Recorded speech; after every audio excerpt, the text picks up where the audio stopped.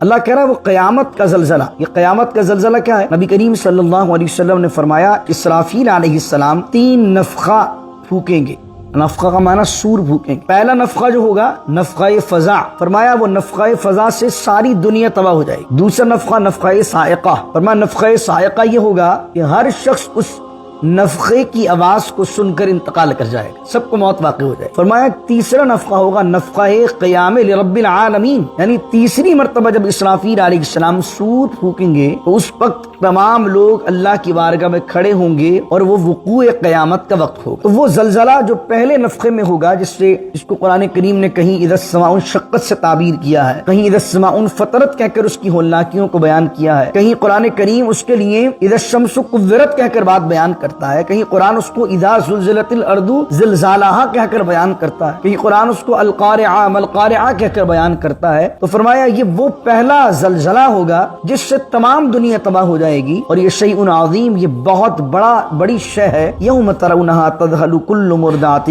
اور تم دیکھو گے رب اشرح لی صدری ویسر لی امری واحلل عقدۃ من لسانی یفقہوا قولی. اللہم صل علی سیدنا و مولانا محمد معدن الجود والکرم وآلہ وصحبہ وبارک وسلم.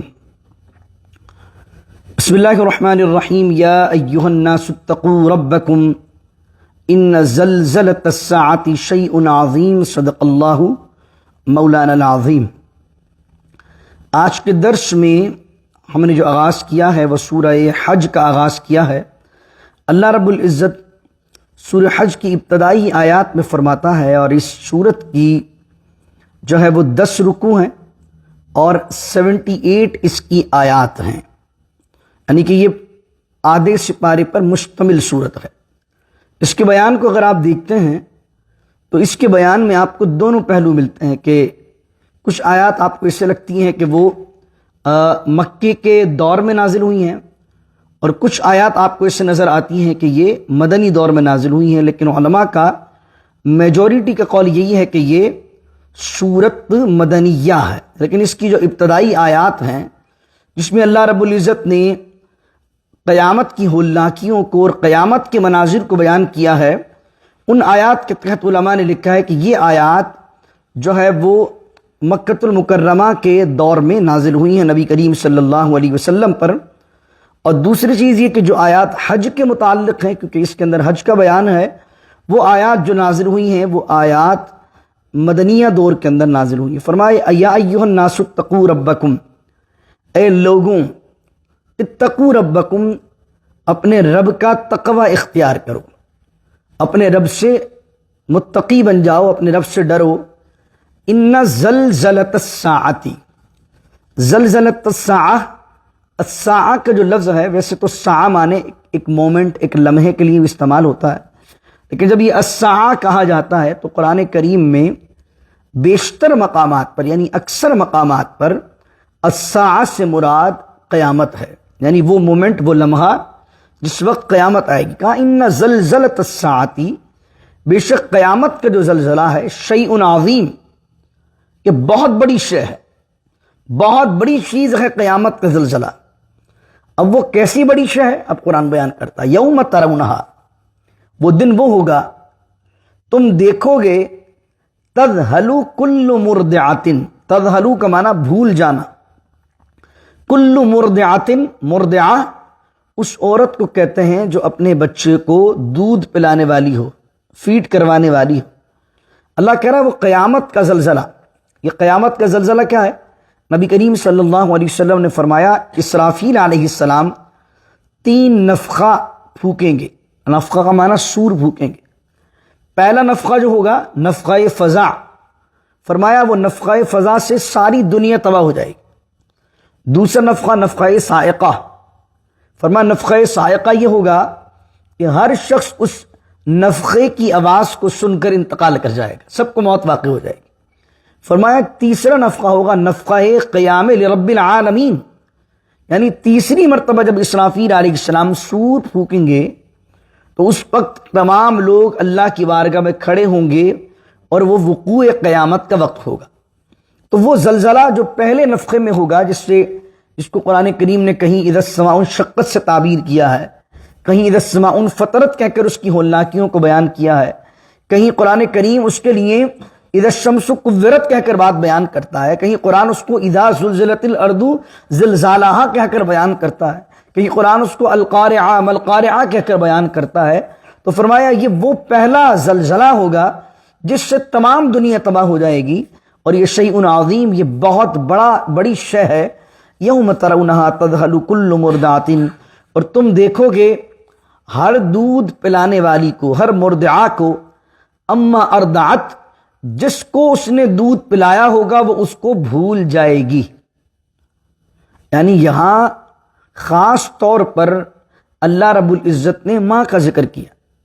جانوروں میں بھی جو ماں ہے، مادہ ہے، وہ جب اپنے بچے کو دودھ پلاتی ہے تو کسی بھی جانور کو اپنے قریب نہیں آنے دیتی۔ کبھی کسی مادہ کو دودھ پلاتے ہوئے دیکھیے، وہ اپنے بچوں کے قریب بھی کسی کو آنے نہیں دیتی ہے، اتنا خیال کرتی ہے۔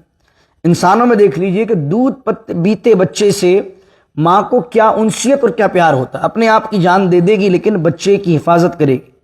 قرآن کہہ رہا ہے کہ وہ زلزلہ ساعہ جو ہے اتنا ہولناک ہوگا، ایسا زبردست ہوگا کہ اللہ کہہ رہا ہے کہ ہر دودھ پلانے والی جس کو دودھ پلاتی ہے یا جس کو دودھ پلا رہی ہے اس کو بھول جائے گی۔ وَتَدَعُ كُلُّ ذَاتٍ حَمْلٍ حَمْلَهَا، اور اس کے خوف کی وجہ سے، تدعو کا یہاں معنی گر جانا، وَتَدَعُ كُلُّ ذَاتٍ حَمْلٍ حَمْلَهَا، اور تم دیکھو گے کہ گر جائے گا ہر حمل والی کا اس کا حمل۔ حمل والی یعنی جو پریگننٹ عورت ہے، وہ اتنی شدت سے خوف کو محسوس کرے گی کہ خوف کی وجہ سے اس کا جو حمل ہوگا وہ ضائع ہو جائے گا۔ اللہ اکبر۔ فرمایا وَتَرَى النَّاسَ سُكَارَى، اور تم لوگوں کے دیکھو گے سکارا۔ سکارا کس سے؟ شکر سے نکلا، شکر کا معنی نشہ۔ فرمایا وَتَرَى النَّاسَ سُكَارَى، اور لوگ اتنے زیادہ حواس باختہ ہوں گے، لوگ اتنے پریشان ہوں گے کہ وَتَرَى النَّاسَ سُكَارَى، تم لوگوں کے دیکھو گے کہ لگیں گے نشے میں ہیں، لیکن اللہ آگے کیا کہہ رہا ہے؟ وَمَا هُمْ بِسُكَارَى، لیکن وہ نشے میں نہیں ہوں گے۔ وَلَكِنَّ عَذَابَ اللَّهِ شَدِيدٌ، یہ ایسی حالت، یہ پاگل پن کی طرح وہ جو ادھر دیکھیں گے ادھر دیکھیں گے پریشان ہوں گے۔ قرآن نے کہا جب قیامت قائم ہوگی تو کہے گا قرآن وقال الانسان، وہ کہا قرآن نے اذا زلزلت الارض زلزالها واخرجت الارض اثقالها وقال الانسان ما لها، انسان کہے گا یہ کیا چیز ہے، یہ کیا ہو گیا؟ بان ربک اوحى لها، جب زمین کو یہ کیا ہو گیا، ایسا حواس باختہ ہوگا، کس وجہ سے؟ وَلَكِنَّ عَذَابَ اللَّهِ شَدِيدٌ، اس لیے کہ تیرے رب کا عذاب بڑا سخت ہے۔ پھر آگے فرمایا وَمِنَ النَّاسِ مَن يُجَادِلُ فِي اللَّهِ بِغَيْرِ عِلْمٍ، اور لوگوں میں سے وہ جو اللہ کے بارے میں جھگڑتا ہے بغیر علم کے، بغیر علم کے جو اللہ کے بارے میں جھگڑتا ہے، اس سے مراد اللہ کے اختیار کے بارے میں، اللہ کی ذات کے بارے میں، اور قیامت کے قائم ہونے کے بارے میں۔ کچھ لوگ مشرکین مکہ میں بھی ایسے تھے جو قیامت کے قائم ہونے کو مانتے ہی نہیں تھے، جن میں سے ایک بڑا نام نضر بن حارث۔ شان نزول مفسرین نے بیان کیا کہ ایک مشرک تھا نضر بن حارث، وہ مکے کے بازاروں میں مردوں کی پرانی ہڈیوں کو لے کر آتا اور کہتا محمد صلی اللہ علیہ وسلم کہتے ہیں اللہ دوبارہ اٹھائے گا، بتاؤ کہ یہ ہڈی مردے کی دوبارہ سے زندہ ہو سکتی ہے؟ اس طرح وہ قرب قیامت کا اور وقوع قیامت کا انکار کرتا تھا۔ تو اللہ کہہ رہا ہے لوگوں میں سے کچھ وہ ہیں جو جھگڑتے ہیں اللہ کے بارے میں بغیر علم کے۔ وَيَتَّبِعُ كُلَّ شَيْطَانٍ مَرِيدٍ، اور وہ کیا کرتے ہیں؟ وہ ہر سرکش شیطان کی پیروی کرتے ہیں۔ یہاں دونوں معنی مراد لیے گئے، ایک وہ ہیں کہ جو دنیا کے اندر جو مٹیریلسٹک نظام ہے، جو ایتھسٹ نظام ہے، جو ملحد نظام ہے، اس کی تو پیروی کرتے ہیں، لیکن اللہ ہے کہ نہیں ہے، اللہ نے یہ چیز رکھی ہے تو کیوں رکھی ہے، یہ حرام کی ہے تو کیوں کی ہے، ان کا جاننا دین کو علم کے ساتھ نہیں ہوتا، بغیر علم کے اسلام پر اعتراض کرتے ہیں۔ ایک طرف تو اللہ کے بارے میں اور اللہ کے احکامات کے بارے میں جھگڑا کرتے ہیں، اور دوسری طرف یہ ہے وَيَتَّبِعُ كُلَّ شَيْطَانٍ مَرِيدٍ، مرید مانے ہر سرکش خبیث شیاطین یعنی شیطان دنیا میں جو بھی شر پیدا کر رہا اس کی پیروی کرتے ہیں۔ تو اللہ رب العزت فرما رہا ہے کتب علیہ، اور یہ بات لکھ دی گئی ہے لوح محفوظ میں، انہ من تولاہ، جو اس شیطان کو دوست رکھے، جو سرکش لوگوں کو دوست رکھے، اللہ فرما رہا لکھ دی گئی ہے فَأَنَّهُ يُضِلُّهُ، یہ بات لکھ دی گئی ہے کہ جو شیطان کو دوست بنائے تو شیطان اس بندے کو ضرور گمراہ کرے گا، وَيَهْدِيهِ إِلَىٰ عَذَابِ السَّعِيرِ، اور اسے ضرور لے جائے گا جلا دینے والے عذاب کی طرف۔ سعیر معنی جہنم کا عذاب، جلا دینے والا عذاب۔ اب آگے دیکھیے بڑی خوبصورت آیت ہے، اور انسان کے وجود کے بارے میں اور انسان کی حقیقت کے بارے میں اللہ کہتا ہے یا ایھا الناس، اے لوگوں، ان کنتم فی ریب من البعث، اگر تمہیں شک ہو، قرآن کریم نے شروع میں کہا نا ذالک الکتاب لا ریب فی، تو ریب معنی شک، ڈاؤٹ۔ ان کنتم فی ریب، اگر تمہیں ڈاؤٹ ہے، اگر تمہیں شک ہے کس چیز کے بارے میں؟ من البعث، اباؤٹ دا ریزریکشن، تمہیں زندہ دوبارہ اٹھائے جانے کے بارے میں کوئی ڈاؤٹ ہے کہ یار کیسے اٹھیں گے؟ یہ کن کے بارے میں بات ہو رہی ہے؟ ان مشرکین کے بارے میں جو قیامت کو مانتے ہی نہیں تھے، جو کہتے تھے اٹھنا ہی نہیں ہے، مر کر جو مر گیا مٹی ہو گیا، اب دوبارہ اٹھنے کا چکر نہیں۔ تو اللہ کہہ رہا ہے بعثی، بعثی مانے مر کر دوبارہ زندہ اٹھانا، ریزریکشن کے بارے میں بات ہو رہی۔ تو اللہ رب العزت فرماتا چلو تمہیں ایک مثال سے سمجھاتے ہیں۔ مثال کیا ہے؟ فَإِنَّا خَلَقْنَاكُم مِّن تُرَابٍ، تمہیں رب نے بنایا کس سے ہے؟ ہم نے تمہیں پیدا کیا ہے تراب سے، تراب مانے مٹی، ہم نے تمہیں مٹی سے پیدا کیا۔ ثم من نطفہ، پھر ہم نے تمہیں نطفے سے پیدا کیا۔ نطفہ کیا ہوتا ہے؟ وہ پانی جو مرد و عورت کے ملاپ کے بعد اللہ رب العزت کے کرم سے نشو نما پاتا ہے، گرو کرتا ہے، وہ پانی ابتدائی سب سے پہلی منزل، فرمایا وہ 40 دن کے ابتدائی 40 دن وہ نطفے کی شکل میں رہتا۔ اللہ نے کہا ہم نے تمہیں اس نطفے سے بنایا، پھر وہ نطفہ آگے بڑھا، ثم من علقۃ، پھر وہ بن گیا جمع ہوا خون۔ علقہ کا ایک اور معنی بھی بیان کیا ہے، وہ میں سورہ مومنون جب آئے گی انشاءاللہ عز و جل جب بیان کروں گا۔ علقہ کا زیادہ تر لوگوں نے معنی یہ بیان کیا ہے کہ نطفہ ہے وہ پانی کی شکل میں ہوتا ہے، اور پانی کے بعد وہ بن جاتا ہے علقہ۔ علقہ کہتے ہیں جمع ہوئے خون کو۔ 40 دن کے بعد جب یہ 1.25 مہینہ گزرتا تو اگلے 1.25 مہینے کے لیے بن جاتا ہے علقہ، جمع ہوا خون بن جاتا۔ اللہ کہتا ہم نے تمہیں اس سے پیدا کیا۔ اب وہ جمع ہوا خون کیا بن جاتا؟ ثم من مدغہ، ثم من مدغہ۔ مدغہ کسے کہتے ہیں؟ مدغہ کہتے ہیں گوشت کی بوٹی کو، گوشت کے لوتھڑے کو، اور وہ لوتھڑا جس کے اندر گوشت کا پیس، جس کے اندر ہڈیاں نہیں ہوتی ہیں، یعنی کہیں بھی آپ اس کو موڑ دیں توڑ دیں، ہڈی ہوگی تو کہیں نہ کہیں ایک جگہ اسٹے کرے گا۔ تو اللہ کہہ رہا ہے ہم نے تمہیں بنایا مٹی سے۔ اب مٹی سے کیسے بنایا؟ یا تو یہ مراد ہے کہ ہم جو بھی غذا کھاتے ہیں، چاہے وہ میٹ کھائیں یا چاہے سبزی کھائیں، میٹ بھی کھاتے ہیں تو میٹ جس جانور کا کھاتے ہیں وہ جانور پتے کھاتا ہے، وہ جانور زمین کی غذائیں کھاتا ہے، اور زمین کی غذائیں مٹی سے بنتی ہیں۔ یا تو یہ مراد ہے، یا یہ مراد ہے کہ جو آدم علیہ السلام کا جین بنایا گیا، آدم علیہ السلام کی جو پہلے انسان کی تخلیق کی گئی ہے، وہ اسی سمندر کے پاس کی چکنی مٹی جس کے اندر کچھ پانی بھی شامل تھا، جس کو مٹی کا گارا کہتے ہیں، من صلصال من حمأ مسنون، جس کو 14 پارے میں اللہ نے بیان کیا، اور میں نے ڈیٹیلڈ وہاں لیکچر دیا تھا آپ کو کہ کس کس پروسیس کے ذریعے سے انسان بنا ہے۔ تو یا تو وہ پہلی تخلیق، وہ پہلا ہیومن جو اللہ نے بنایا ہے، اس کی ابتدا مٹی سے کی ہے، اور گارے والی مٹی سے کی ہے، وہ مٹی جس کے اندر کچھ پانی ملا ہوتا ہے، چپ چپی مٹی ہوتی ہے، یا تو وہ مراد ہے۔ پھر آگے بڑھیے تو پھر نطفہ ہے، نطفہ کے بعد علقہ ہے، علقہ کے بعد مدغہ ہے، یعنی 40 دن نطفے کے، 40 دن علقہ کے، پھر 40 دن مدغہ کے۔ نبی کریم صلی اللہ علیہ وسلم نے فرمایا جب بچہ اپنی ماں کے پیٹ میں 4 مہینے کا ہو جاتا ہے، آپ لگائیے 40 دن اس کے، 40 دن اس کے، 40 دن اس کے، 40 کتنے بن گئے؟ 120۔ اور 120 میں کتنے مہینے ہو گئے؟ 4 مہینے ہو گئے۔ کتنے مہینے ہو گئے؟ 4 مہینے ہو گئے۔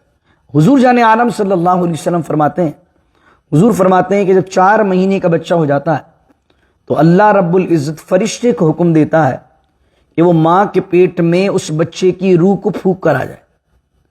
تو جیسے ہی 5th منتھ سٹارٹ ہوتا ہے ویسے ہی بچہ ماں کے پیٹ میں موو کرنے لگتا ہے۔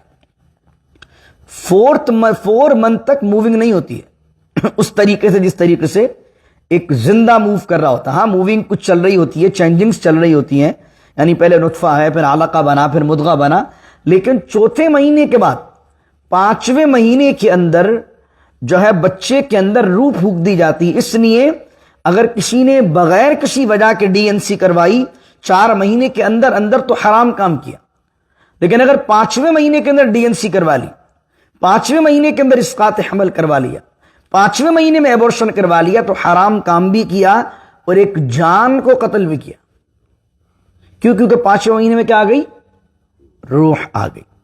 تو اللہ کہہ رہا ہے کہ ہم نے ان 3 پروسیس کے ذریعے سے تمہیں گزارا، پھر کہا مخلقتن و غیر مخلقتن، 2 جملے استعمال کیے اللہ رب العزت نے، کہ اللہ رب العزت فرماتا ہے کہ ایسا ہو جاتا ہے کہ بعض اعضاء کی تخلیق مکمل کر دیتا ہے اللہ اور بعض اعضاء کو ناقص چھوڑ دیتا ہے۔ اس سے مراد کیا؟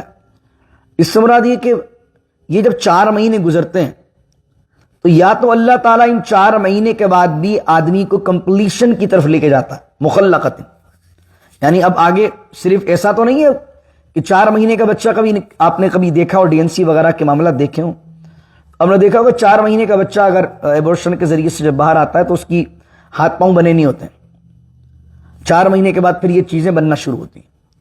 تو بعض اوقات اللہ تعالیٰ اس کو 9 منتھ تک لے کے جاتا ہے اور پورا بنا دیتا ہے مخلقت، ہاتھ بھی اس کے بن جاتے ہیں، پیر بھی اس کے بن جاتے ہیں، اور بعض اوقات اسی پروسیس کے درمیان اللہ تعالیٰ اس کو مکمل نہیں کرتا اور وہ کچا بچہ پیدا ہوتا ہے اور اپنے وقت سے پہلے پیدا ہو جاتا ہے، مرا ہوا پیدا ہو جاتا ہے، تو اس کو کہا وغیر مخلقت۔ اور ایک علماء نے معنی بیان کیا وغیر مخلقت کا کہ بعض اوقات کچھ بچے معذور پیدا ہوتے ہیں، بغیر ہاتھ کے پیدا ہوتے ہیں، بغیر پاؤں کے پیدا ہوتے ہیں، الگ تخلیق ہو جاتی ہے، تو صرف نطفہ بنا دینا، صرف علقہ بنا دینا، صرف مدغہ بنا دینا، پھر مدغہ کے بعد بھی اللہ بیچ میں چھوڑ دے تمہیں کوئی بنا نہیں سکتا، اللہ تمہیں کمپلیشن تک لے کے جاتا ہے، لیکن اگر اللہ لے کے جانا نہ چاہے تم پیدا بھی نہیں ہوتے۔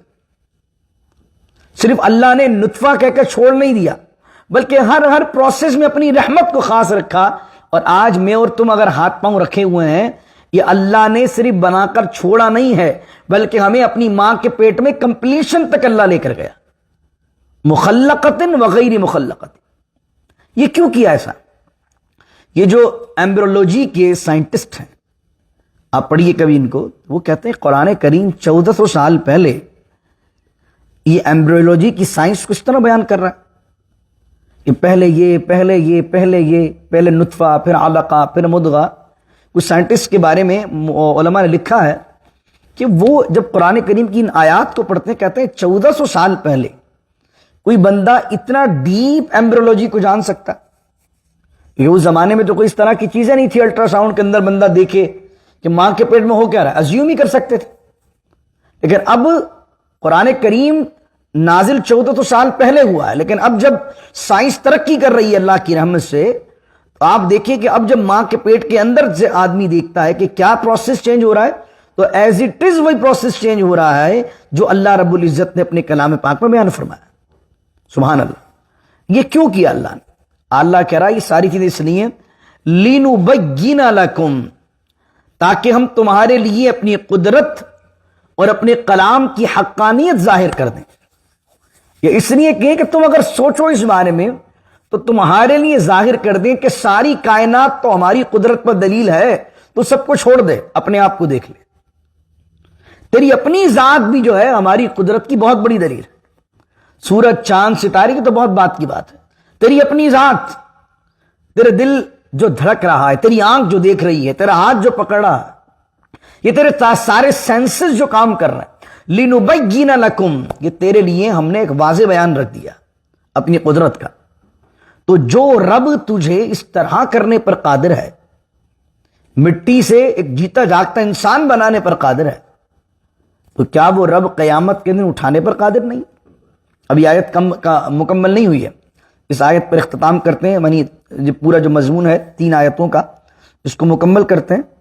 اللہ کہہ رہا ہے وَنُقِرُّ فِي الْأَرْحَامِ مَا نَشَاءُ إِلَىٰ أَجَلٍ مُّسَمًّى، اور پھر ہم مقرر کرتے ہیں ارحام میں، ارحام رحم کا پلورل ہے، رحم ماں کے اس جگہ کو کہتے ہیں پیٹ میں جہاں بچہ رہتا ہے، وَنُقِرُّ، اور ہم مقرر کرتے ہیں فی الارحامی، رحم کے اندر، ما نشاء، جو ہم چاہتے ہیں، الی اجل مسمی، ایک مقررہ مدت تک، جو مقررہ مدت، جو لمیٹڈ ٹائم، جو پرٹیکولر ٹائم ہم نے رکھا ہے تمہارے لیے، ہم جو چاہتے ہیں اس وقت تک تمہیں رکھتے ہیں۔ یعنی بعض اوقات بچہ 7 مہینے کا بھی پیدا ہو جاتا ہے، بعض اوقات بچہ جو ہے وہ 8 مہینے کا بھی پیدا ہو جاتا ہے، بعض اوقات 9 مہینے کا بھی پیدا ہوتا ہے۔ تو جب تک اللہ نے رکھنا ہے ماں کے پیٹ میں، یہ اللہ کو معلوم، کب ڈلیوری ہونی ہے، کب معاملات ہونے، میرے رب جانتا ہے، کب تک اللہ نے مقدر کیا۔ پھر اللہ کہہ رہا ہے ثم نخرجکم طفلا، اور پھر ہم تمہیں نکالتے ہیں اس میں سے طفلا، بچہ بنا کر، ماں کے پیٹ میں ایک وقت تک رکھا، ثم نخرجکم طفلا، اور اب تمہیں ہم باہر نکالتے ہیں بچہ بنا کر، ثم لتبلغوا، اور پھر تمہیں بڑا کرتے ہیں، لتبلغوا اشدکم، تمہیں باہر نکالا ماں کے پیٹ سے، اللہ اکبر، ایسی حالت میں نکالا تم چل نہیں سکتے، کھا نہیں سکتے، دانت نہیں ہے، اللہ نے ماں کے لیے، ماں کے حوالے سے غذا کا بندوبست تمہارے لیے کیا ہے، اور یہ ساری نعمتیں اپنی جگہ ہیں، ثم لتبلغوا اشدکم، اللہ تمہیں وہیں چھوڑ نہیں رہا کہ تم 20 سال بعد ہی بچے نظر آؤ، اللہ تعالیٰ اب ڈے بائی ڈے تمہیں گرو کر رہا ہے۔ کون گرو کر رہا ہے؟ وہیں چھوڑ دے اللہ چھوٹا سا بچہ بنا کے، اور ہاتھ پاؤں میں کبھی طاقت ہی نہیں آئے آدمی کے کہ چلنے کے قابل ہو، تھوڑا بڑا ہوتا ہے تو ہاتھ چلنے لگتا ہے، پھر تھوڑا بڑا ہوتا ہے تو پاؤں چلنے لگتا ہے، تھوڑا بڑا ہوتا ہے تو اللہ دانت دے دیتا ہے، تھوڑا بڑا ہوتا ہے تو روٹی کھانے کے قابل ہو جاتا ہے۔ یہ کون گرو کر رہا ہے؟ اللہ فرمایا کہ ثم لتبلغوا اشدکم، پھر تم اپنی جوانی کو پہنچ جاتے، اب تم ہو گئے جوان۔ اب دیکھیے مٹی کو یاد رکھیے گا، مٹی سے بنے نطفہ، علقہ، مدغہ، اور اب یہ دیکھیے یہ ہے انسان کا ریزنگ، اور اب آئیے اب دیکھیے قرآن ڈاؤن فال کیسے بیان کرتا، الیاذ باللہ، اللہ اکبر، ڈاؤن فال دیکھیے ابھی کیا بیان کیا اللہ نے، جیسے ہم کسی جہاں چڑھ رہے ہیں، کس طرح پہلے مٹی، علقہ، نطفہ، علقہ، مدغہ، مدغہ کے بعد 9 مہینے، 9 مہینے کے بعد پوری کمپلیشن کے بعد بچے، بچے کے بعد جوانی، وَمِنْكُمْ مَنْ يُتَوَفَّى وَمِنْكُمْ، پھر کوئی جوانی کو پہنچتا ہے یا مکمل عمر کو پہنچتا ہے یا صحیح ایج کو پہنچتا ہے، اور تم میں سے صحیح عمر میں وفات کر جاتا ہے۔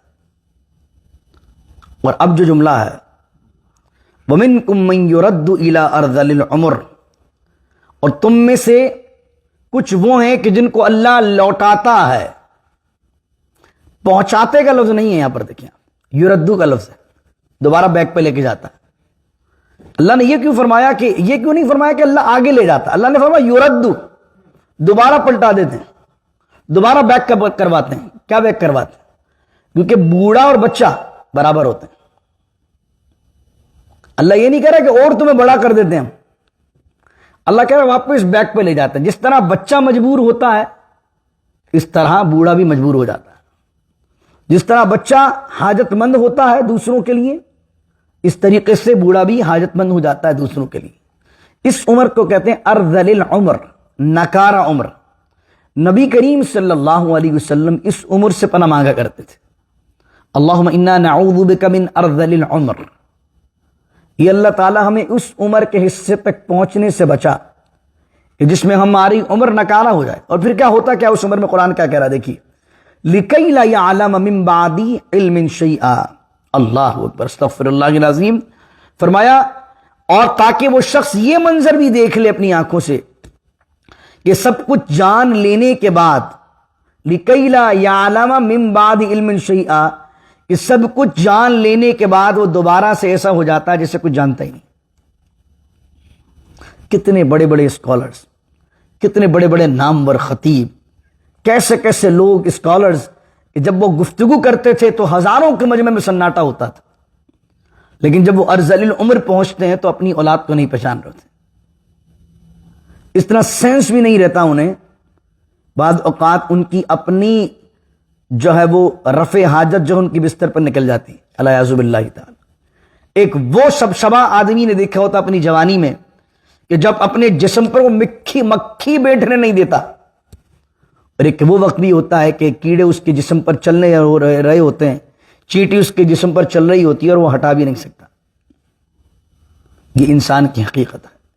اللہ کہہ رہا تم میں سے کچھ وہ ہیں کہ جن کو ہم صحیح عمر میں موت دے دیتے ہیں، اور کچھ وہ ہیں جو ارذل العمر تک پہنچتے ہیں تاکہ وہ اپنے ہاتھوں سے اپنی آنکھوں سے یہ منظر بھی دیکھیں کہ ایک تیرے وہ شباب کا دور تھا جس وقت تو زمین پر پاؤں اس انداز سے رکھتا تھا کہ تو ہی سب کچھ ہے، اور آج تجھے ہم دکھا رہے ہیں کہ تو کیا ہے۔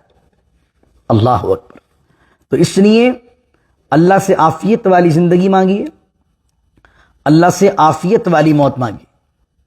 یہ جو ہمارے لمبی عمر مل جائے، جب بھی لمبی عمر کی دعا کریں تو کہیں خیر والی عمر۔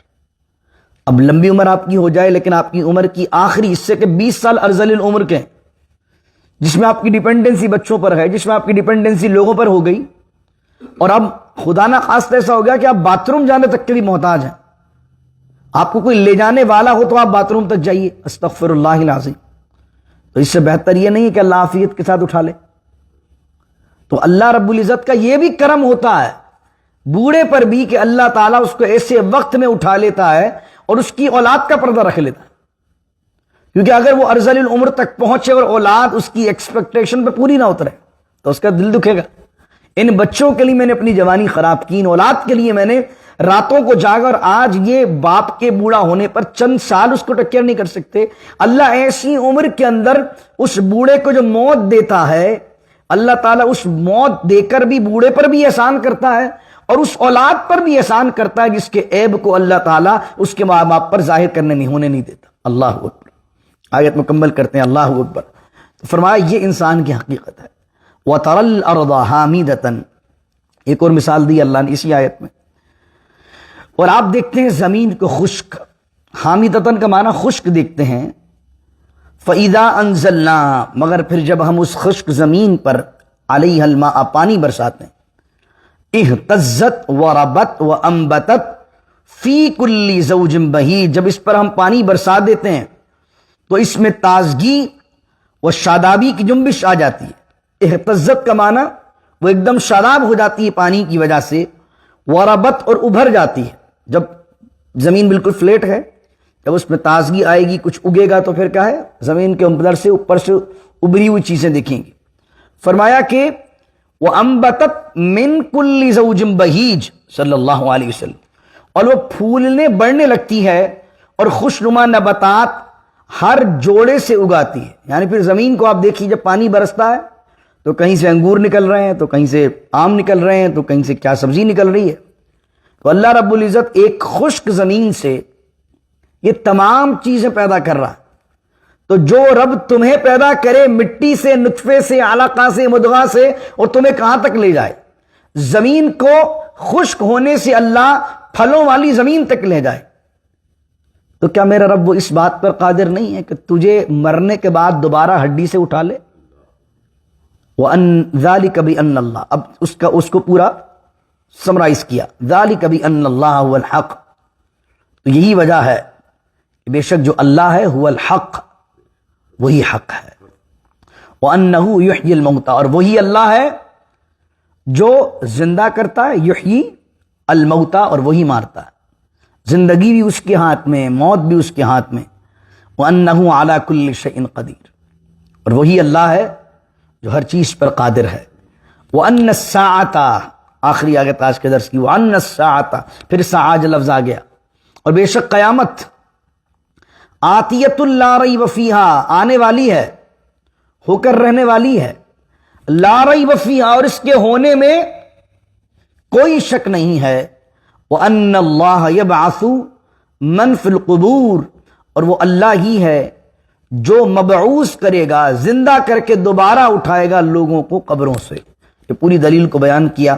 اللہ رب العزت سے دعا کریں کہ اللہم انا نعوذ بک من ارذل العمر، کہ اللہ تعالیٰ عافیت والی زندگی دے، خیر والی زندگی دے، اور عافیت و خیر والی موت حضور کے قدموں میں مسجد نبوی میں عطا فرما دے، جنت البقیع میں مدفن اور جنت الفردوس میں نبی کریم علیہ السلام پہ پڑوس بنائے۔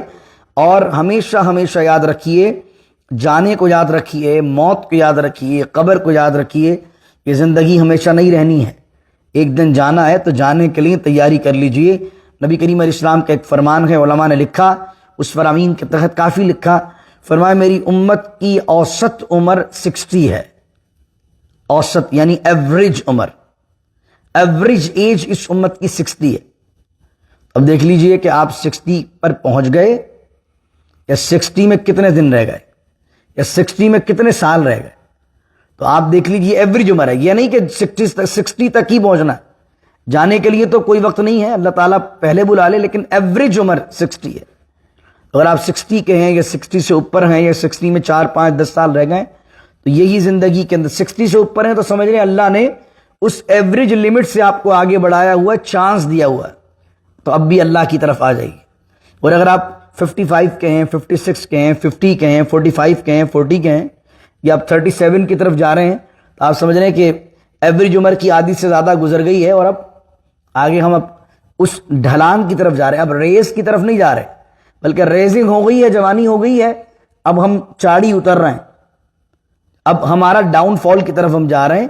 تو جانے سے پہلے موت کی تیاری کریں، اللہ کو راضی کرنے کی کوشش کریں، اور عافیت والی زندگی مانگیں، عافیت والی موت مانگیں، خیر والی زندگی مانگیں، خیر والی موت مانگیں، اور یہ عرض کریں اللہ کی بارگاہ میں کہ اے اللہ، اس دنیا میں ہمیں عبرت کا نمونہ نہ بنا، اس دنیا میں ہمیں ذلت کا نمونہ نہ بنا، اور ہماری موت کو بھی دنیا والوں کے لیے عبرت کا سامان نہ بنا کہ لوگ ہم مر جائیں تو کہیں دیکھو کیسی حالت میں مرا، بلکہ ہماری زندگی بھی شان کے ساتھ ہو، خیر کے ساتھ ہو، ایمان کے ساتھ ہو، ہم جب دنیا سے جائیں بھی تو ہماری موت بھی ایسی مثالی ہو کہ لوگ یہ کہیں کہ دیکھو رمضان شریف میں اعتکاف کی حالت میں مسجد نبوی میں اس کا انتقال ہوا، رمضان کی حالت میں جناب وہ دیکھو قرآن پڑھتا ہوا گیا، رمضان کی حالت میں وہ سجدے میں گیا، دیکھو وہ حرم میں طواف کرتے ہوئے گیا۔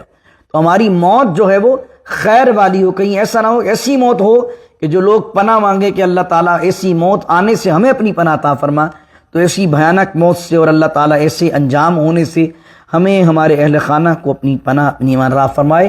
بسم اللہ الرحمن الرحیم، الحمدللہ رب العالمین، والصلاة والسلام على أشرف الأنبياء والمرسلين، اللهم نور قلوبنا بالقرآن العظيم وزين أخلاقنا بالقرآن العظيم وأدخلنا الجنة بالقرآن العظيم ونجنا من النار بالقرآن العظيم، وصلى الله تعالى على خير خلقه محمد وعلى آله وصحبه أجمعين برحمتك يا أرحم الراحمين، لا إله إلا الله محمد رسول الله صلى الله تعالى عليه وسلم۔